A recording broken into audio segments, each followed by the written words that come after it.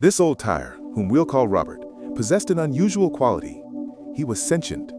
Robert shook off the clinging sand, then stood upright with a discernible pride before happily rolling off. His journey was soon impeded by a discarded plastic water bottle. Robert approached it deliberately, then flattened it with surprising force, continuing his journey. However, a new obstacle quickly emerged, a sturdy glass beer bottle. Robert attempted to crush it repeatedly, but without success. His frustration mounted dramatically. He retreated a few steps, his entire form beginning to vibrate. Then, something extraordinary occurred.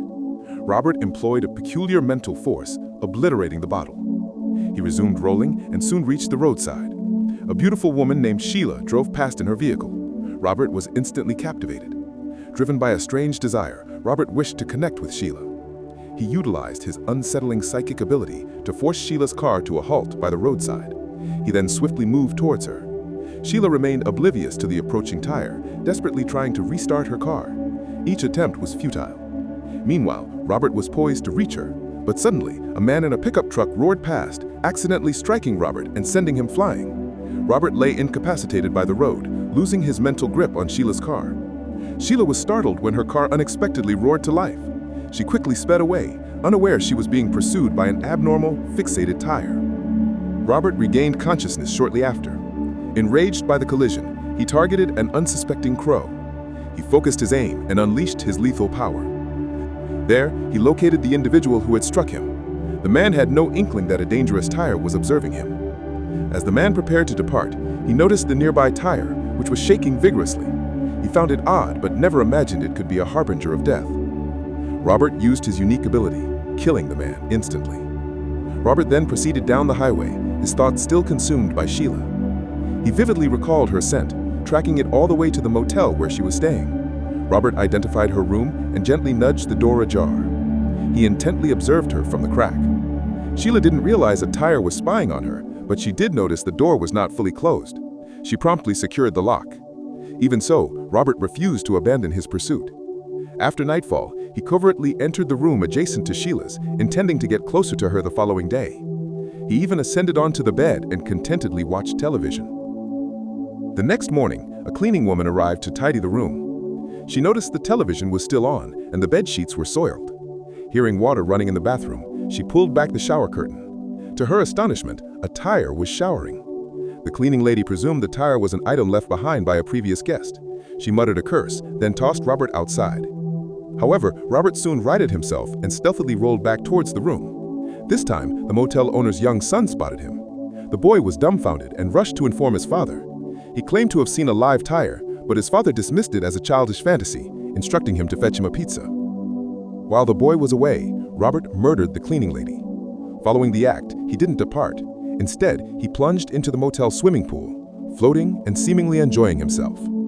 When the boy returned, he entered Robert's former room and discovered the cleaning lady's lifeless body. He quickly contacted the authorities. He then led the officers to the pool, insisting he saw the tire enter the room. His father, convinced his son was fabricating, told him to retrieve the tire. The boy reluctantly pulled it out. The police declared it was just an ordinary tire, but the boy maintained it was alive. The father grew agitated, shoving his son aside and roughly throwing Robert to the ground. That indignity infuriated Robert. While the police interrogated the father, Robert suddenly rose, vibrating intensely. He unleashed his lethal force, causing the father's head to explode before their horrified eyes.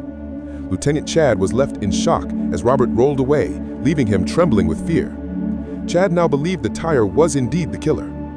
Robert laid arrested by the roadside. The motel owner's son approached him again, unaware of his father's demise. He attempted to engage Robert, but the tire impatiently rolled away.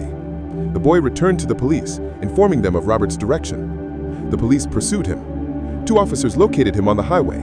He instantly killed one with his power. He continued rolling further and further, eventually reaching a tire incineration plant. There, he witnessed tires being destroyed by humans. Robert was enraged by the collision, vowing vengeance. 3 days later, headless victims began appearing in the nearby town, all killed by Robert. The police established a trap. They found Robert watching television in a victim's residence, noting his persistent fixation. So Chad devised a new strategy.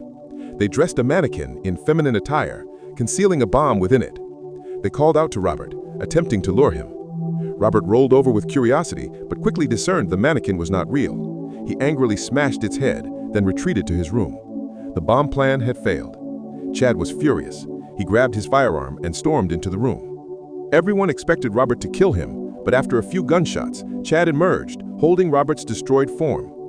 Everyone believed Robert was finally neutralized. Yet, after the police departed, a man in a wheelchair witnessed something chilling. A child's tricycle rolled out of the room. He realized the tricycle was Robert, somehow re-embodied. Before he could flee, the tricycle utilized its power, causing his head to explode. The tricycle then rolled onto the road, meandering aimlessly. Soon, an increasing number of tires gained sentience, following behind the tricycle, poised to challenge humanity.